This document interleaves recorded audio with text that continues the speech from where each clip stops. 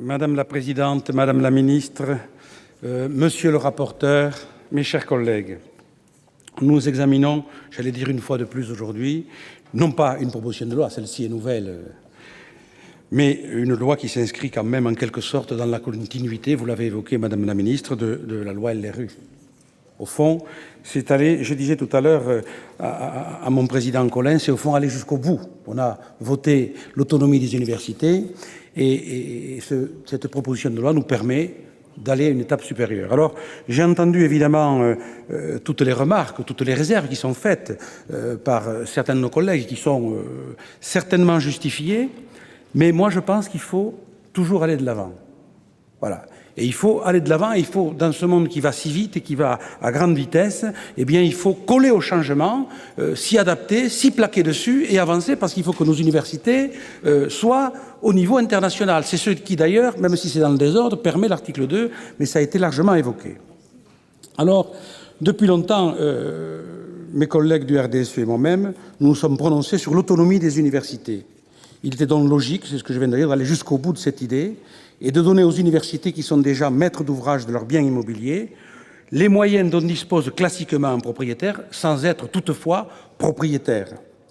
Nous exprimons toutefois une petite réserve sur le cas particulier de la Corse, mais je laisserai mon collègue Nicolas Alfonsi le soin de l'aborder. Par ailleurs, nous sommes également favorables au partenariat public-privé. Bien sûr, c'est le secteur public qui doit continuer à donner le sens, mais cette direction doit pouvoir être confrontée, acceptée et accepter le regard du privé. Pourquoi sommes-nous dans cette logique? Parce qu'on ne peut pas vouloir à la fois le rapprochement des entreprises du monde universitaire et les exclure, les entreprises bien sûr, du monde universitaire. Ça obéit à cette logique-là. Ce que je veux dire simplement, c'est qu'on ne peut pas dans le même temps plaider en faveur de la compétitivité, de la revalorisation de la recherche et refuser aux universités les moyens d'être réellement compétitives, non seulement entre elles en France, mais aussi sur le plan international.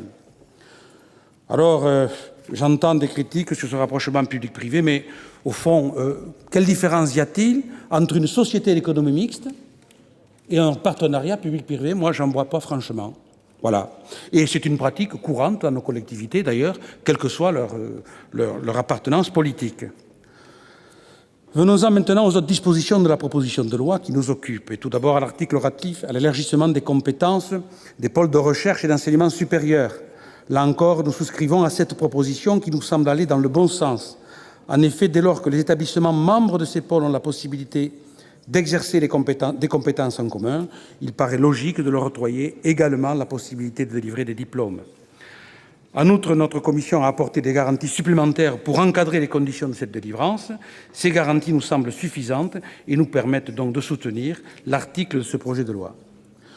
Je terminerai cette intervention en évoquant le dernier article de la loi qui nous a paru un peu plus problématique, Madame la Ministre. J'ai écouté avec beaucoup d'attention votre explication. J'ai écouté également celle de mon collègue Philippe Adnot. Mais je pense que Gilbert Barbier s'exprimera au nom du RDSE, ou en tout cas son nom personnel, sur cet article-là, puisque c'est lui qui a, dans notre groupe, émis de fortes réserves et comme c'est un fin connaisseur, je lui laisserai le soin de développer ses arguments. Au vu de mon exposé, vous aurez donc compris, Mesdames et Messieurs, Madame la Ministre, Monsieur le rapporteur, que mes collègues radicaux et moi-même sommes dans l'ensemble favorables à ce texte, bien que nous exprimions quelques réserves. Nous attendons donc la fin du débat avant de nous prononcer définitivement. Voilà, mes chers collègues, ce que je voulais vous dire au nom du RDSE. Merci, mon cher collègue.